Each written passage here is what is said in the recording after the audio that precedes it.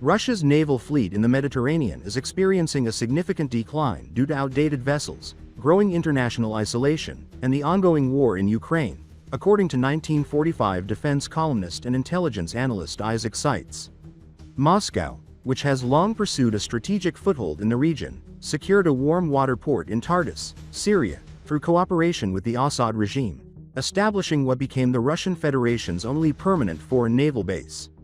Since 2013, Russia has maintained a continuous presence in the Mediterranean, aimed largely at countering the influence of the U.S. Navy. However, the fleet, primarily stationed in Tartus, is reportedly losing combat readiness, with most warships dating back to the Soviet era. In 2025, a fire aboard the vessel Kildin underscored the fleet's vulnerability. Furthermore, no submarines currently operate in the area, stripping Russia of a critical element of maritime deterrence.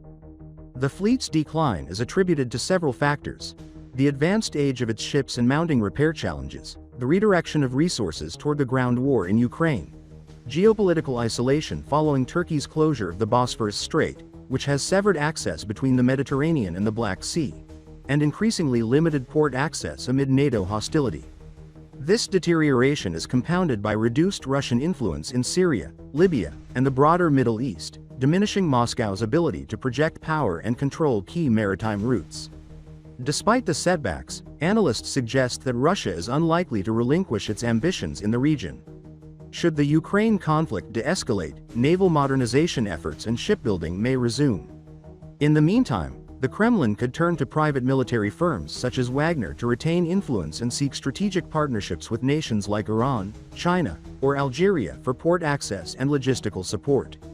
Still, Seitz warns that without a major shift in strategy and substantial resource allocation, Russia's naval presence in the Mediterranean will continue to erode, creating new strategic openings for NATO and further weakening Moscow's regional influence.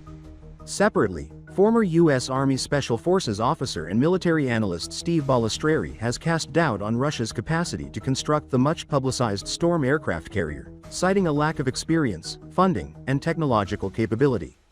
Originally slated for construction in 2025 with a projected launch by 2030, the Storm, along with 3 additional carriers allegedly planned to secure Arctic dominance, remains improbable, as Russia currently lacks the shipyard infrastructure necessary to build such vessels.